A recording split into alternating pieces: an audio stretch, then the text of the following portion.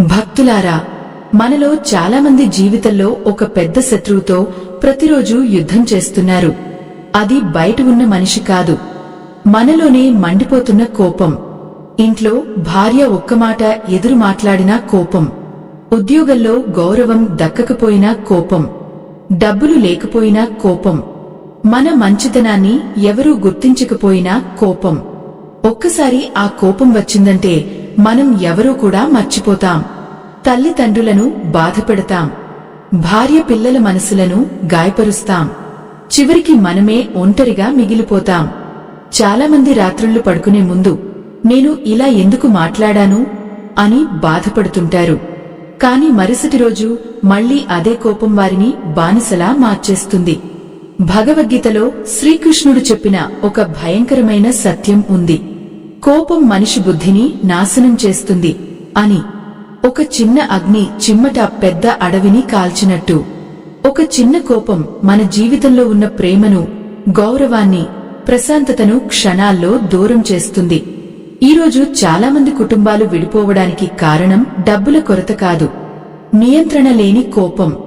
మనం కోపంగా మాట్లాడిన ఒక మాట ఎదుటివారి హృదయంలో జీవితాంతం మిగిలిపోయే గాయం అవుతుంది. ఒక మధ్యతరగతి తండ్రి కథను ఊహించండి. రోజంతా కష్టపడి పనిచేసి ఇంటికి వచ్చాడు. అప్పులు, ఒత్తిడులు, భవిష్యత్తుపై భయం అతన్ని లోపల కాలుస్తున్నాయి. అప్పుడు చిన్న కొడుకు అమాయకంగా వచ్చి, నాన్నా, నాతో ఆడుతావా అని అడిగాడు. కాని అతని మనసులో ఉన్న ఆగ్రహం ఒక్కసారిగా బయటికి వచ్చింది. నన్ను విసిగించుకు అని గట్టిగా అరిచాడు. ఆ చిన్నారి కళ్లలో వచ్చిన భయం చూసి తర్వాత అతని గుండె తట్టుకోలేక ఏడ్చింది. కోపం కేవలం కొన్ని క్షణాలే, కాని అది ఇచ్చే బాధ చాలా సంవత్సరాలు ఉంటుంది. అందుకే మన పెద్దలు ఒక మాట చెప్పారు, కోపానికి లోనైన వాడికి కన్ను ఉన్నా చూపు ఉండదు. ఎందుకంటే కోపం వచ్చినప్పుడు మనిషి నిజాన్ని చూడలేడు, ప్రేమను గుర్తించలేడు, తనకు మేలు చేసే వాళ్లనే దూరం చేసుకుంటాడు. ఈ కోపం వల్లే ఎన్నో మంచి సంబంధాలు పాడైపోయాయి, ఎన్నో మంచి అవకాశాలు చేతుల నుంచి జారిపోయాయి. కాని భగవద్గీత మనకు ఒక అద్భుతమైన మార్గాన్ని చూపించింది. కోపాన్ని అణచడం కాదు, దాన్ని జయించడం. శ్రీకృష్ణుడు అర్జునుడికి చెప్పినట్టు మనసును జయించినవాడే నిజమైన వీరుడు. బయట శత్రువును ఓడించడం సులభం, కాని మనలో ఉన్న కోపాన్ని జయించడం మహాయోగం. ఒకసారి కైలాసంలో మహాదేవుని దగ్గరకు ఒక ఋషి వచ్చి అడిగాడు, ప్రభూ, ప్రపంచంలో అత్యంత ప్రమాదకరమైన అగ్ని ఏది? అప్పుడు పరమశివుడు చిరునవ్వుతో చెప్పాడు, మనిషి కోపమే. ఎందుకంటే అది ముందుగా తన యజమానినే కాలుస్తుంది. ఈ మాటలో ఉన్న రహస్యం అర్థం చేసుకున్నవాడు జీవితంలో శాంతిని పొందుతాడు. ఈరోజు ఈ వీడియోలో భగవద్గీత ప్రకారం కోపాన్ని ఎలా జయించాలో, కోపం మన జీవితాన్ని ఎలా నాశనం చేస్తుందో, దాన్ని దైవశక్తిగా ఎలా మార్చుకోవాలో మీరు తెలుసుకోబోతున్నారు. ఈ ఆధ్యాత్మిక రహస్యం మీకు పూర్తిగా అర్థం కావాలన్నా, దైవానుగ్రహం దక్కాలన్నా ఈ వీడియోను ఎక్కడా ఆపకుండా చివరి వరకు చూడండి. మనిషికి కోపం ఎందుకు వస్తుందో తెలుసా? బయట పరిస్థితుల వల్ల కాదు, లోపల దాచుకున్న బాధల వల్ల. మనసులో నిశ్శబ్దంగా పేరుకుపోయిన నిరాశ, అవమానం, భయం, అసూయ, ఇవన్నీ ఒక్కరోజు కోపంగా బయటకు వస్తాయి. చాలామంది నా అదృష్టమే ఇలా ఉంది అని బాధపడుతుంటారు. ఎంత కష్టపడినా గౌరవం రావడం లేదు, ఇంట్లో తన మాటకు విలువ లేకపోవడం, పిల్లలు కూడా వినకపోవడం. ఈ బాధలన్నీ మనసులో పేరుకుపోతాయి. ఆ తర్వాత చిన్న విషయం జరిగినా మనిషి ఒక్కసారిగా పేలిపోతాడు. భగవద్గీతలో శ్రీకృష్ణుడు ఒక గొప్ప రహస్యం చెప్పారు, అతిగా ఆశపడిన చోటే కోపం పుడుతుంది అని. మనం ఎదుటివారి నుంచి ఎక్కువగా ఆశిస్తాం. నన్ను గౌరవించాలి, నా మాట వినాలి, నాకు ప్రేమ ఇవ్వాలి అని కోరుకుంటాం. కాని అవి జరగకపోతే మన హృదయంలో మంట మొదలవుతుంది. అదే మంట తర్వాత కోపంగా బయటపడుతుంది. ఒక చిన్న ఉదాహరణ చూడండి. ఒక తల్లి తన కొడుకు చదువుకుని పెద్దవాడవాలని కలలు కనింది. కాని ఆ బిడ్డ చదువుపై దృష్టి పెట్టకుండా రోజంతా ఫోన్లో గడుపుతున్నాడు. తల్లి ప్రేమతో చెప్పింది, బతిమాలింది. చివరికి ఆందోళన కోపంగా మారింది. ఒకరోజు ఆవేశంతో ఆమె చాలా కఠినంగా మాట్లాడింది. ఆ మాటలు కొడుకి హృదయాన్ని గాయపరిచాయి. తర్వాత ఆమె ఒంటరిగా కూర్చుని ఏడ్చింది. ఎందుకంటే కోపం వచ్చిన క్షణంలో ప్రేమ కూడా కఠినంగా మారిపోతుంది. ఇదే సమయంలో ద్వారకలో జరిగిన ఒక దివ్య సంఘటనను గుర్తు చేసుకోవాలి. ఒకసారి శ్రీకృష్ణుడి సభలో శిశుపాలుడు వరుసగా అవమానకరమైన మాటలు మాట్లాడాడు. అక్కడ ఉన్నవారందరూ కోపంతో మండిపోయారు. కాని శ్రీకృష్ణుడు మాత్రం ప్రశాంతంగా ఉన్నాడు. ఎందుకంటే ఆయనకు తెలుసు, కోపంతో ఇచ్చే ప్రతిస్పందన సమస్యను ఇంకా పెంచుతుంది అని. ఎంతో కాలం వరకు ఆయన సహనంతో విన్నాడు. ఎందుకంటే నిజమైన బలం అరిచే శక్తిలో కాదు, ఆవేశాన్ని నియంత్రించే శక్తిలో ఉంటుంది. అందుకే మన పెద్దలు ఒక మాట చెప్పారు, ఓపిక ఉన్న ఇంట్లో లక్ష్మీదేవి నివసిస్తుంది, కోపం ఉన్న చోట శాంతి ఉండదు, శాంతి లేని చోట ఆనందం నిలవదు. ఈరోజు చాలామంది ఇంట్లో డబ్బులు ఉన్నా సంతోషం లేదు. కారణం చిన్న చిన్న విషయాలకే కోపంతో మాట్లాడటం, ఒకరి మనసును మరొకరు అర్థం చేసుకోకుండా బాధ పెట్టడం. భగవద్గీత ప్రకారం కోపాన్ని జయించాలంటే ముందుగా మన ఆలోచనలను గమనించాలి. కోపం ఒక్కసారిగా రాదు. అది ముందుగా మనసులో ఒక చిన్న చీకటి ఆలోచనగా పుడుతుంది. నన్ను తక్కువ చేశారు, నన్ను అవమానించారు అనే భావన పెరుగుతుంది. ఆ భావనను వెంటనే ఆపకపోతే అది అగ్నిలా వ్యాపిస్తుంది. ఒకసారి హిమాలయాల్లో ఒక మహాత్ముడిని ఒక యువకుడు అడిగాడు, స్వామీ, నాకు కోపం చాలా ఎక్కువ, దాన్ని ఎలా తగ్గించాలి? అప్పుడు ఆ మహాత్ముడు ఒక దీపాన్ని చూపిస్తూ చెప్పారు, ఈ దీపం చీకటిని తరిమేస్తుంది. కాని అదే దీపాన్ని జాగ్రత్తగా ఉపయోగించకపోతే ఇల్లంతా కాలిపోతుంది. కోపం కూడా అలాంటిదే. దాన్ని నియంత్రిస్తే ధైర్యం అవుతుంది, నియంత్రించకపోతే నాశనం అవుతుంది. ఆ మాటలు విన్న యువకుడు తన జీవితాన్ని మార్చుకున్నాడు. ఎందుకంటే అతను ఒక సత్యాన్ని గ్రహించాడు, కోపాన్ని పూర్తిగా తొలగించడం కాదు, దాన్ని జ్ఞానంతో నియంత్రించడం నేర్చుకోవాలి. అదే భగవద్గీత మనకు నేర్పే మొదటి పాఠం. కోపం వచ్చినప్పుడు మనిషి ముందుగా కోల్పోయేది తన శాంతి కాదు, తన ఆలోచించే శక్తి. అందుకే చాలామంది తర్వాత పశ్చాత్తాపపడే పనులు చేస్తారు. ఒక క్షణం ఆవేశంలో మాట్లాడిన మాట సంవత్సరాల ప్రేమను కూడా దూరం చేస్తుంది. ఈరోజు ఎంతోమంది తల్లిదండ్రులు పిల్లలతో దూరమవుతున్నారు. భార్యాభర్తలు ఒకరినొకరు అర్థం చేసుకోలేక బాధపడుతున్నారు. కారణం ఒక్కటే, కోపంతో మాట్లాడే అలవాటు. ఒక మధ్యతరగతి ఉద్యోగి కథను ఆలోచించండి.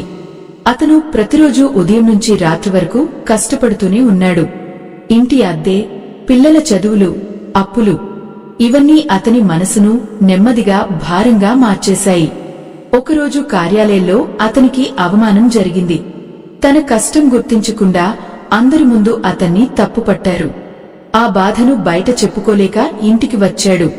అప్పుడు భార్య అమాయకంగా, ఈ నెల ఖర్చులు ఎలా చేస్తాం అని అడిగింది. అంతే, అతని మనసులో దాచుకున్న బాధ ఒక్కసారిగా కోపంగా బయటికి వచ్చింది. గట్టిగా అరిచాడు. ఆ తర్వాత ఇంటంతా నిశ్శబ్దంగా మారిపోయింది. రాత్రి అందరూ నిద్రపోయాక అతను ఒంటరిగా కూర్చుని ఆలోచించాడు, నేను నిజంగా నా కుటుంబంపై కోపంగా ఉన్నానా, లేక నా పరిస్థితులపైనా అని. అప్పుడే అతనికి ఒక సత్యం అర్థమైంది. చాలాసార్లు మనం మన బాధను తప్పు వ్యక్తులపై చూపిస్తాం. మనసులోని నిరాశను ప్రేమించే వాళ్లపైనే బయటపెడతాం. భగవద్గీతలో శ్రీకృష్ణుడు చెప్పిన మరో గొప్ప రహస్యం ఇదే. మనసును గెలిచినవాడే నిజమైన యోగి. బయట ప్రపంచాన్ని మార్చే ముందు మన ఆలోచనలను మార్చుకోవాలి. ఎందుకంటే కోపం బయట నుంచి రాదు, అది మనలోనే పుడుతుంది. ఒకసారి నారద మహర్షి వైకుంఠానికి వెళ్లి మహావిష్ణువును అడిగాడు, ప్రభూ, ఈ ప్రపంచంలో మనుషులు ఎందుకు అంత బాధపడుతున్నారు? అప్పుడు మహావిష్ణువు ఒక సరస్సును చూపించారు. ఆ సరస్సు నీరు మొదట చాలా ప్రశాంతంగా ఉంది. కాని ఒక చిన్న రాయి వేయగానే అలలు మొదలయ్యాయి. అప్పుడు ఆయన చెప్పారు, మనసు కూడా ఇలాగే ఉంటుంది. ప్రశాంతంగా ఉన్నప్పుడు నిజాన్ని స్పష్టంగా చూస్తుంది. కాని కోపం అనే రాయి పడితే అలజడి మొదలవుతుంది. అప్పుడు మనిషి సరైన నిర్ణయం తీసుకోలేడు. అందుకే మన పెద్దలు ఒక మాట చెప్పారు: శాంతమే శ్రేష్టమైన ఆయుధం. కోపంతో గెలిచిన విజయం తాత్కాలికం మాత్రమే, కాని శాంతితో గెలిచిన హృదయం జీవితాంతం మన వెంట ఉంటుంది. ఈరోజు చాలామంది నన్నెవ్వరూ అర్థం చేసుకోవడం లేదు అని బాధపడుతున్నారు. కాని మనం కోపంతో మాట్లాడినప్పుడు ఎదుటివారికి మన ప్రేమ కనిపించదు, కేవలం మన ఆవేశమే కనిపిస్తుంది. భగవద్గీత ప్రకారం కోపాన్ని తగ్గించడానికి ఒక అద్భుతమైన సాధన ఉంది. అది మౌనం. కోపం వచ్చిన క్షణంలో వెంటనే స్పందించకూడదు. ఆ సమయంలో మాట్లాడిన మాటలు ఎక్కువగా బాధనే ఇస్తాయి. కాసేపు నిశ్శబ్దంగా ఉండాలి. లోతుగా శ్వాస తీసుకోవాలి. ఎందుకంటే కొన్ని క్షణాల ఓపిక ఎన్నో సంవత్సరాల సంబంధాన్ని కాపాడుతుంది. ఒక మహాత్ముడు చెప్పిన మాట ఎంతో గొప్పది: కోపం వచ్చినప్పుడు నువ్వు మాట్లాడితే నీలోని అజ్ఞానం మాట్లాడుతుంది, కాని నువ్వు నిశ్శబ్దంగా ఉంటే నీలోని జ్ఞానం మేల్కొంటుంది. ఈ ఒక్క సత్యాన్ని అర్థం చేసుకున్నవాడు తన జీవితాన్ని నాశనం చేసే కోపాన్ని కూడా ఆశీర్వాదంగా మార్చుకోగలడు. మనిషి జీవితంలో ఎన్నో సమస్యలు వస్తుంటాయి, కాని ప్రతి సమస్యకు మూలం పరిస్థితులు కావు. వాటిని మనం ఎలా స్వీకరిస్తామన్నదే అసలు కారణం. ఒకే పరిస్థితిని ఇద్దరు మనుషులు ఎదుర్కొంటారు. ఒకరు ప్రశాంతంగా ఉంటారు, మరొకరు కోపంతో మండిపోతారు. ఎందుకంటే ఒకరి మనసు స్థిరంగా ఉంటుంది, మరొకరి మనసు ఆవేశానికి బానిసై ఉంటుంది. భగవద్గీతలో శ్రీకృష్ణుడు అర్జునుడికి చెప్పిన గొప్ప బోధ ఇదే: మనసు చంచలమైన గాలి లాంటిది, కాని సాధనతో దాన్ని నియంత్రించవచ్చు. ఈరోజు చాలామంది తమ కోపాన్ని తమ స్వభావం అని అనుకుంటున్నారు. నేను ఇలానే ఉంటాను అని చెప్పుకుంటున్నారు, కాని అది నిజం కాదు. కోపం జన్మతో వచ్చినది కాదు, అలవాటుతో పెరిగింది. అలవాటు మారితే కోపం కూడా మారుతుంది. ఒక గ్రామంలో రామయ్య అనే రైతు ఉండేవాడు. అతను చాలా మంచివాడు, కాని చిన్న విషయానికే మండిపడే స్వభావం ఉండేది. ఒకసారి పొలంలో పనిచేస్తున్నప్పుడు అతని కుమారుడు పొరపాటున నీటి కాలువను తప్పుగా తిప్పాడు. వెంటనే రామయ్య కోపంతో అరిచాడు. ఆ బాలుడు భయంతో ఏడుస్తూ అక్కడి నుంచి వెళ్లిపోయాడు. సాయంత్రం ఇంటికి వచ్చాక రామయ్య తన భార్యతో అన్నాడు: నేను ఎందుకు ఇలా మారుతున్నాను?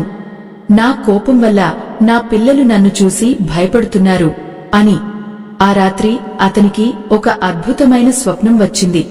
స్వప్నంలో ఒక మహర్షి కనిపించి చెప్పారు: నువ్వు నీ కోపాన్ని శక్తిగా మార్చుకోవాలి. అగ్ని వంట చేసేందుకు ఉపయోగపడుతుంది, కాని అదుపు లేకపోతే ఇల్లంతా కాలుస్తుంది. ఆ మాటలు అతని హృదయంలో గాఢంగా మిగిలిపోయాయి. మరుసటి రోజు నుంచి రామయ్య ఒక చిన్న సాధన మొదలుపెట్టాడు. కోపం వచ్చిన ప్రతిసారి వెంటనే మాట్లాడకుండా కాసేపు ఆకాశాన్ని చూసేవాడు. లోతుగా శ్వాస తీసుకునేవాడు. తర్వాత మాత్రమే మాట్లాడేవాడు. మొదట్లో చాలా కష్టం అనిపించింది, కాని కొద్ది రోజుల్లోనే అతని కుటుంబం అతనిలో వచ్చిన మార్పును గమనించింది. ఇంట్లో మళ్లీ నవ్వులు మొదలయ్యాయి. పిల్లలు భయపడకుండా దగ్గరకు రావడం మొదలుపెట్టారు. అందుకే మన పెద్దలు ఒక మాట చెప్పారు: ఓపిక ఉన్నవాడి చేతిలోనే విజయం నిలుస్తుంది. కోపం క్షణికమైన బలం ఇస్తుంది, కాని ఓపిక శాశ్వతమైన గౌరవాన్ని ఇస్తుంది. ఈరోజు చాలామంది జీవితాల్లో ప్రశాంతత కోల్పోయారు. ఎందుకంటే ప్రతి విషయాన్ని గెలవాల్సిన యుద్ధంలా చూస్తున్నారు. కాని భగవద్గీత చెబుతోంది: ప్రతి మాటకు ప్రతిస్పందించడం అవసరం కాదు అని. ఒకసారి పరమశివుని దగ్గరకు ఒక భక్తుడు వెళ్లి అడిగాడు: ప్రభూ, నాకు కోపం వచ్చినప్పుడు నేను నన్నే మర్చిపోతున్నాను. అప్పుడు పరమశివుడు చిరునవ్వుతో చెప్పారు: నువ్వు కోపంగా ఉన్నప్పుడు నీలోని చీకటిని చూసే ప్రయత్నం చేయి. దాన్ని జయించిన రోజు నీ జీవితంలో వెలుగు మొదలవుతుంది. ఆ మాటల్లో గొప్ప రహస్యం ఉంది. మన కోపానికి కారణం బయట మనుషులు కాదు, మనలో ఉన్న అసంతృప్తి. దాన్ని జ్ఞానంతో మార్చుకున్నప్పుడు మన జీవితం కూడా మారిపోతుంది. మీరు కూడా ఈ ఆధ్యాత్మిక ప్రయాణం ద్వారా శాంతిని పొందుతున్నట్లయితే మన ధర్మ సందేశాలను ఇంకా ఎక్కువ మందికి చేరవేయడానికి స్కానర్ ద్వారా మీకు తోచిన సహాయం చేయండి. మీ చిన్న సహాయం కూడా ఎన్నో హృదయాల్లో వెలుగు నింపగలదు. కోపాన్ని జయించిన మనిషి జీవితంలో ఒక అద్భుతమైన మార్పు మొదలవుతుంది. ముందు అతను ప్రపంచాన్ని తప్పు పట్టేవాడు. ఇప్పుడు తన మనసును అర్థం చేసుకోవడం ప్రారంభిస్తాడు. ముందు చిన్న మాటకే బాధపడేవాడు. ఇప్పుడు ప్రతి పరిస్థితిని ప్రశాంతంగా చూడగలుగుతాడు. ఇదే భగవద్గీత మనకు నేర్పే నిజమైన యోగం. ఈరోజు చాలామంది ఒక పెద్ద పొరపాటు చేస్తున్నారు. కోపం వచ్చినప్పుడు వెంటనే ఎదుటివారిని మార్చాలని ప్రయత్నిస్తున్నారు. వాళ్ళు ఇలా మాట్లాడకపోతే నాకు కోపం రాదు అని అనుకుంటున్నారు. కానీ నిజం ఏమిటంటే మన ప్రశాంతతను ఎవరి చేతుల్లోనూ పెట్టకూడదు. ఎందుకంటే బయట ప్రపంచం ఎప్పుడూ మనకు అనుకూలంగా ఉండదు. మనిషి ఎక్కడికి వెళ్లినా విమర్శలు ఉంటాయి, అవమానాలు ఉంటాయి, నిరాశలు ఉంటాయి. కానీ వాటన్నింటి మధ్యలో ప్రశాంతంగా నిలబడగలిగిన వాడే జీవితంలో నిజమైన విజేత. ఒకసారి ఒక యువకుడు ఒక మహాత్ముడి దగ్గరకు వెళ్లి అడిగాడు, స్వామీ, నాకు చిన్న విషయానికే కోపం వస్తోంది. దాన్ని ఎలా జయించాలి? అప్పుడు ఆ మహాత్ముడు అతన్ని ఒక ప్రశాంతమైన నది దగ్గరకు తీసుకెళ్లారు. నీరు నెమ్మదిగా ప్రవహిస్తోంది. ఆకాశం ప్రతిబింబంలా అందంగా కనిపిస్తోంది. మహాత్ముడు చిరునవ్వుతో అడిగారు, ఈ నీటిలో ఒక రాయి వేస్తే ఏమవుతుంది? యువకుడు చెప్పాడు, అలలు వస్తాయి స్వామి. అప్పుడు మహాత్ముడు అన్నారు, మనసు కూడా ఈ నీటిలాంటిదే. బయట మాటలు రాళ్లలాంటివి, కానీ నీరు లోతుగా ఉంటే అలలు త్వరగా శాంతిస్తాయి. అలాగే జ్ఞానమున్న మనసు కోపాన్ని ఎక్కువసేపు పట్టుకోదు. ఆ మాటలు యువకుడి జీవితాన్ని పూర్తిగా మార్చేశాయి. భగవద్గీతలో శ్రీకృష్ణుడు చెప్పిన మరో అద్భుతమైన సత్యం ఏమిటంటే, కోపం నుంచి మోహం పుడుతుంది, మోహం నుంచి బుద్ధి నాశనం అవుతుంది. అంటే కోపం వచ్చినప్పుడు మనిషి సరైనది తప్పు అనే తేడాను కూడా మర్చిపోతాడు. అందుకే చాలామంది తర్వాత పశ్చాత్తాపపడే నిర్ణయాలు తీసుకుంటారు. ఒక క్షణం ఆవేశం జీవితాంతం బాధగా మారుతుంది. అందుకే మన పెద్దలు ఒక మాట చెప్పారు, మాట జారితే తిరిగి రాదు, బాణం వదిలిన తర్వాత దాన్ని ఆపలేనట్టు. కోపంతో మాట్లాడిన మాటను కూడా తిరిగి తీసుకోలేం. అందుకే భగవద్గీత మనకు ముందుగా మాటను నియంత్రించడం నేర్పిస్తుంది. ఎందుకంటే మన మాటల్లోనే మన కర్మ దాగి ఉంటుంది. ఒకసారి ద్వారకలో ఒక భక్తుడు శ్రీకృష్ణుడిని అడిగాడు, ప్రభూ, మీకు ఎప్పుడూ కోపం రాదా? అప్పుడు శ్రీకృష్ణుడు చిరునవ్వుతో చెప్పారు, కోపం రావడం తప్పు కాదు, కాని కోపం నీ బుద్ధిని పాలించకూడదు. ఇదే అసలు రహస్యం. కోపాన్ని అణచిపెట్టడం కాదు, దాన్ని ధర్మానికి ఉపయోగపడే శక్తిగా మార్చుకోవాలి. మీరు గమనించారా? ఒక ప్రశాంతమైన మనిషి దగ్గరికి వెళ్ళినప్పుడు మనసుకి కూడా ప్రశాంతత కలుగుతుంది. కాని ఎప్పుడూ కోపంగా ఉండే మనిషి దగ్గర భయం మాత్రమే ఉంటుంది. అందుకే శాంతి అనేది కేవలం మనకోసం కాదు, మన చుట్టూ ఉన్న వాళ్ల కోసం కూడా అవసరం. మన ఇంట్లో ఒకరు ప్రశాంతంగా ఉంటే ఆ ఇల్లంతా ఆలయంలా మారుతుంది. ఇప్పుడు మీ జీవితాన్ని ఒక్కసారి ఆలోచించండి. కోపం వల్ల మీరు ఎన్ని మంచి క్షణాలు కోల్పోయారు, ఎన్ని ప్రేమలను దూరం చేసుకున్నారు? ఈ ప్రశ్నలకు సమాధానం తెలుసుకున్న క్షణమే మీలో మార్పు మొదలవుతుంది. మనిషి జీవితంలో అసలు విజయం బయట ప్రపంచాన్ని గెలవడంలో లేదు, తన మనసును గెలవడంలో ఉంది.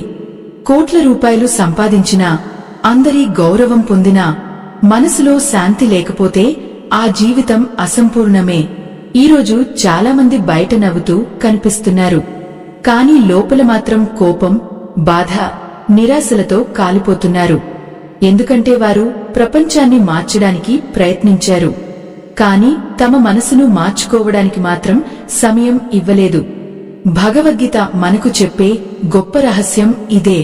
కోపాన్ని జయించడం అంటే కేవలం అరవకుండా ఉండటం కాదు, మన హృదయంలో క్షమను పెంచుకోవడం, మనల్ని బాధపెట్టిన వారిని కూడా అర్థం చేసుకోవడం.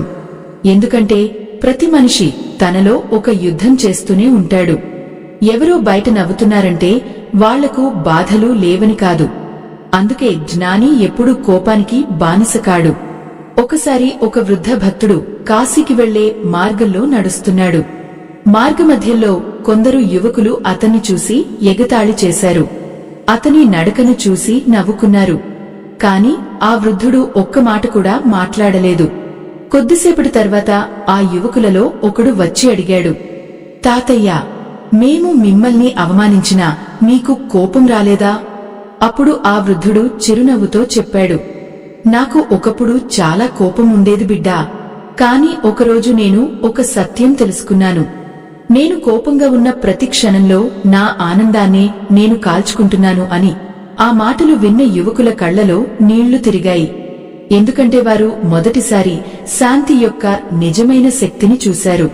అందుకే మన పెద్దలు ఒక మాట చెప్పారు, క్షమించే హృదయం ఉన్న చోటే దైవం నివసిస్తుంది. కోపం మనిషిని ఒంటరిగా చేస్తుంది, కాని క్షమ ప్రేమను పెంచుతుంది. కోపంతో గెలిచిన మనిషి భయాన్ని సంపాదిస్తాడు, కాని ప్రేమతో గెలిచిన మనిషి హృదయాలను సంపాదిస్తాడు. భగవద్గీతలో శ్రీకృష్ణుడు అర్జునుడికి చివరగా నేర్పింది కూడా ఇదే. యుద్ధం బయటకంటే ముందు మనలోనే జరుగుతుంది. కామం, క్రోధం, అసూయ, అహంకారం ఇవన్నీ మనలోని చీకట్లు. వాటిని జ్ఞానంతో జయించినప్పుడు మనిషి నిజమైన స్వేచ్ఛను పొందుతాడు. ఈ రోజు నుంచి ఒక చిన్న నిర్ణయం తీసుకోండి. కోపం వచ్చిన ప్రతిసారి వెంటనే మాట్లాడకుండా కాసేపు నిశ్శబ్దంగా ఉండండి. లోతుగా శ్వాస తీసుకోండి. ఈ మాట వల్ల ప్రేమ పెరుగుతుందా లేక దూరం పెరుగుతుందా అని మీ మనసును అడగండి. ఆ ఒక్క అలవాటు మీ జీవితాన్ని పూర్తిగా మార్చగలదు. మీలో ఈ మార్పు ప్రారంభమైందని మీరు అనుకుంటే ఈ ధర్మ సందేశాలను ఇంకా ఎక్కువ మందికి చేరవేయడానికి స్కానర్ ద్వారా మీకు తోచిన సహాయం చేయండి. మీ సహాయం ద్వారా మరెంతో మంది జీవితాల్లో శాంతి వెలుగు పుడుతుంది. మీరు చేసే ఈ చిన్న ధర్మం కూడా దైవానుగ్రహానికి కారణం అవుతుంది. గుర్తుంచుకోండి, కోపాన్ని జయించినవాడే నిజమైన మహాయోధుడు. బయట ప్రపంచాన్ని గెలవడం గొప్పది కాదు, తన మనసును గెలవడం గొప్పది. భగవద్గీత మనకు ఇచ్చిన ఈ దివ్య బోధను జీవితంలో ఆచరిస్తే మన ఇల్లు శాంతితో నిండిపోతుంది, మన హృదయం ఆనందంతో వికసిస్తుంది, మన జీవితం దైవ కృపతో ప్రకాశిస్తుంది. ఈ ఆధ్యాత్మిక ప్రయాణం ఇక్కడితో ముగిసిపోయింది. స్వస్తి.